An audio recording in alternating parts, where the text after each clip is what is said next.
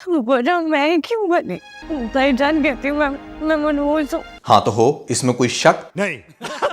तो दोस्तों माहिर अगली एपिसोड में बहुत ही जबरदस्त तरीके से ट्रॉल करने वाली है यहाँ पर अरीब को। क्या करने वाली है, क्या होगा नेक्स्ट एपिसोड के अंदर, एक बहुत ही जबरदस्त प्रेडिक्शन है जिसको मैं बताऊंगा आपको आज के इस वीडियो के अंदर। साथ में लेटेस्ट एपिसोड को डिस्कस करने वाले हैं। तो फिर जो नए लोग आए मेरे चैनल पर जल्दी से पीके लग्जरीज वेबसाइट को विजिट कर लें। यहाँ पर दुनिया के बेहतरीन लग्जरी वेसेस आपके जस्ट 1 क्लिक की दूरी पर है। आपने क्लिक करना है और वेस आ जाएगा आपके घर में। 50% ऑफ चल रहा है ऑलमोस्ट सभी आइटम्स के ऊपर। तो अगर आप लोगों ने अभी तक हमारी वेबसाइट को विजिट नहीं किया, दैट इज पीके लग्जरीज, तो नीचे डिस्क्रिप्शन में आपको लिंक मिल जाएगा।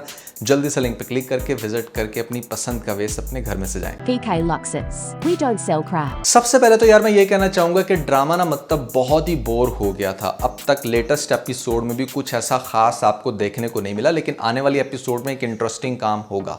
लेटेस्ट एपिसोड में मतलब जो आपको दिखाए गए सीन, खास तौर पे माहिर के उसके बाप के साथ, ऑनेस्टली स्पीकिंग मुझे बहुत ही ज्यादा इरिटेटिंग लगे। मैं ये नहीं कह रहा कि सीन खूबसूरत नहीं थे या इस तरह के सीन्स नहीं होने चाहिए, मतलब आपने कितनी बड़ी लेंथ दिखा दी है यहाँ पर उसकी कन्वर्सेशन में, और जिस तरह से आप दिखा रहे हो माहिर को बस अब सिर्फ रिग्रेट में जाते हुए, और यहाँ पर वो अपनी फुल स्ट्रगल कर रही है कि जाकर वो बस किसी तरीके से साथ से मिल ले। यार एक कॉमन सेंस की बात है कि जहाँ पर इस तरह की कंडीशन हो, आप कभी भी ये कोशिश नहीं करते कि बस किसी तरीके से जाकर अपने बंदे से मिल लिया जाए। आपकी पहली प्रायोरिटी ये होती है कि आप किसी लॉयर को हायर करें और वहां पर जाकर फिर डायरेक्टली एसएचओ से बात करता है लॉयर, और वो चूंकि लॉ को जानता है तो उसके सामने कभी भी पुलिस वाले ये नहीं कह सकते कि भाई आप नहीं मिल सकते जब तक उस चीज़ का कोई जवाब ना हो। तो ये एक बहुत बड़ी टिप है उन तमाम लोगों के लिए जो खुदा ना खास्ता इस तरह की कंडीशन को फेस कर रहे हैं। फिर दूसरी बात मुझे ये समझ नहीं आती कि मतलब इस सारे माजरे के अंदर कैसे यहाँ पर बहुत आराम से, मतलब ठीक है घर में तो काफ़ी चीखो पुकार किया,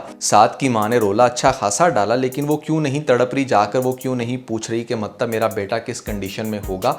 ये असल में काम उसको भी करते हुए दिखाना चाहिए था। ये एटलीस्ट वो माहिर को या अपनी बहन को ज़रूर कहती कि चलो आओ हम किसी तरीके से साथ को मिलें। ये इंसान के 100 रिलेशंस होते हैं, वो किसी तरीके से उसके अंदर कोई भी अपना इनपुट शो कराते, लेकिन उन दोनों माँ बेटियों ने ऐसा कुछ भी नहीं किया। उल्टा बेटी तो कह रही है बहू को, मैं खाना बना रही हूँ, जैसे बन जाता है तो मैं बुलाती हूँ, साथ बैठ के खाना खाते।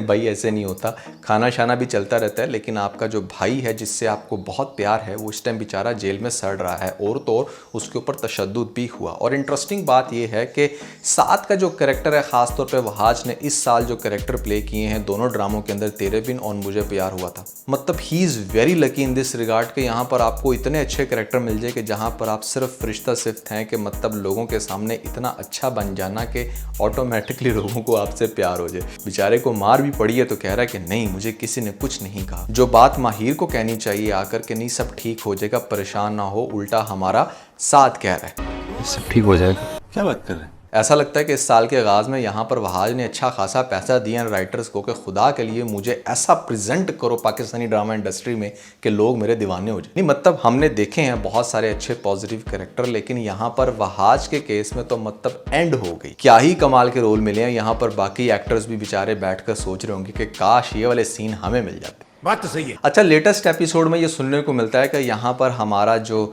माहिर का बाप है वो कहता है कि हमारी शादी को 22 साल हो गए। अगर इनकी शादी को 22 साल हो गए हैं तो दैट मीन्स के जो माहिर है वो 20 साल की है, और साथ ऐसे में इसी ड्रामा में बताया गया उससे 1-2 साल बड़ा। तो फिर 20-22 साल का क्या ये आपको कपल लग रहा है या नहीं भैया, ये तो आपने मुझे कमेंट्स में बताना है। साथ में यहाँ पर चीज़ें देखने को मिलती हैं माहिर को जो कि 10 सालों से वो कलेक्ट कर रहा था। अच्छा एक तो होता है ना कि दोनों के घर बहुत दूर दूर थे, फिर तो समझ में आता है कि हाँ वो कहीं रहता था ये कहीं रहती थी। एक ही घर में रहते हुए कोई इंसान 10 साल से आपसे मुसलसल मोहब्बत कर रहा हो और फिर आपकी चीज़ें जोड़ रहा हो, तो हाउ इट्स पॉसिबल कि जिस शख्स से प्यार किया जा रहा है, जैसे माहिर के केस में उससे अगर इतनी मोहब्बत हो रही थी तो उसको क्या बिल्कुल भी आइडिया नहीं हुआ? एक तरफ से उसको बिल्कुल भी आइडिया नहीं हुआ, वो सारी पुरानी चीज़ें देख रही है, उसकी कलेक्शंस और ऐसे में पढ़ रही है डायरी, और दूसरी तरफ वो टीजर में ये भी कह रही है तुम्हारी मोहब्बत को बहुत पहले महसूस कर लिया था मैंने।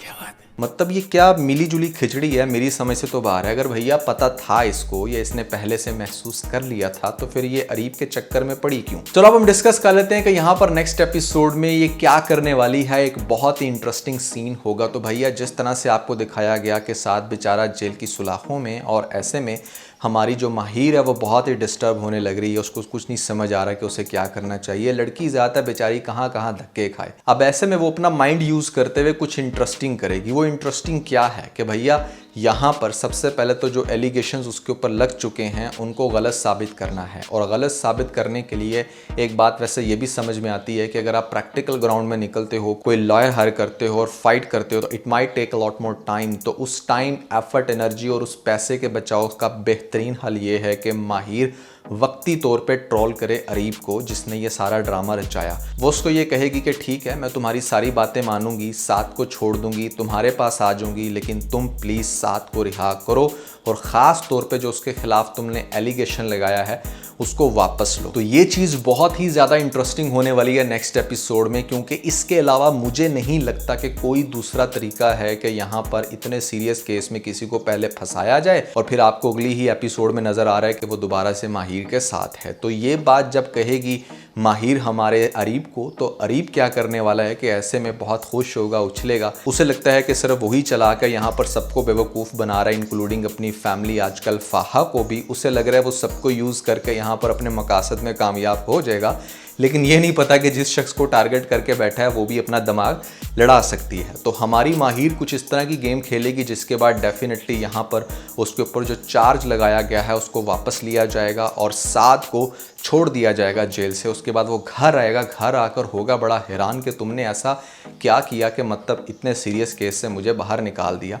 तो वो कहेगी कि पहले तो मैं तुम्हें यह बता दूं कि मोहब्बत और जंग में सब कुछ जायज़ है, तो यहाँ पर मैंने एक बहुत बड़ी गेम खेली है, अभी थोड़ी ही देर में तुम्हें पता चल जाएगा। वो क्या होगा कि यहाँ पर जो अरीब है वो क्या होगा कि सूट बूट पहन के फिर से फ्लावर्स के साथ आएगा अपनी फॉर्चूनर पे, के मतलब आज तो वो माहिर को लेकर जाएगा। और जिस टाइम वो फिर दरवाज़ा खटखटाएगा और मिलने की कोशिश करेगा माहिर से, तो माहिर बाहर आकर उसका अच्छा खासा चेज़ा लेगी। चेज़े से मुराद ये है कि उसको बाहर आके कहेगी कि हाउ स्टूपिड यू आर, तुमने ऐसा सोच भी कैसे लिया कि मतलब मैं ऐसे में यहाँ तुम्हारे साथ चली जाऊँगी मुँह उठा के। तो वो कहेगा कि माहिर तुमने तो मुझे ये कहा था कि अगर मैं छोड़ दूँ तो तुम मेरी हो जाओगी। तो माहिर कहेगी कि तुम्हें क्या लगता है कि तुम झूठे केस में मेरे हस्बैंड को फंसाओगे, उसको जेल की सुलाखों के पीछे डाल के मार पड़वाओगे, तो क्या मैं तुम्हारे साथ झूठ नहीं बोल सकती? उस सच्चे इंसान को बाहर लाने के लिए तो मतलब यहाँ पर अरीब के पैरों के नीचे से निकल जाएगी ज़मीन और उसके बाद उसको ज़बरदस्ती मतलब मान लो कि खींच कर लेकर जाने की कोशिश करेगा। तो फिर अंदर से निकल कर आएगा हमारा साद और वो कहेगा कि अब नहीं, अब तुम इसको यहाँ से इस तरह से नहीं लेकर जा सकते। तो ये एक बड़ा ज़बरदस्त सीन होने वाला है अरीब के साथ, जिसके बाद बेचारा बड़ा डिसहार्ट होकर यहाँ पर फिर से फेल होकर आएगा वापस अपनी फाहा के पास, जिससे प्यार के दावे किए हैं वो भी झूठे। वो कहेगी कि चलो शादी कर लेते हैं, छोड़ो तुम यहाँ पर उसका चक्कर। ये चीज़ उसको मज़ीद आग लगाएगी। और इंटरेस्टिंग बात यह इस फाहा की समझ नहीं आती कि भैया अभी तो उसने चलो मान लो कि फेक मैनर में तुम्हें कहा है कि हाँ वो भी तुम्हें लाइक करने लगा है, तुमने साथ ही शादी की स्कीम सोचना शुरू कर दी है। तो ये वो सीन था जिसको अगर मद्देनज़र रखा जाए तो यहाँ पर नेक्स्ट एपिसोड काफ़ी ज़्यादा इंटरेस्टिंग हो सकती है अगर आपको कुछ ऐसा दिखाया जाए। और उसके बाद फिर आगे से ये टॉम एंड जेरी का गेम तो चलता रहेगा कि मतलब वहाँ पर वो फिर से कोई वार करेगा, लेकिन ज़्यादा बेहतर होता, जैसे कि मैंने आपको पहले कहा कि ड्रामे का जिस तरह से स्टार्ट लिया गया था ना, वी वर वेरी कंफ्यूज कि मतलब दोनों में से बेहतर कौन है।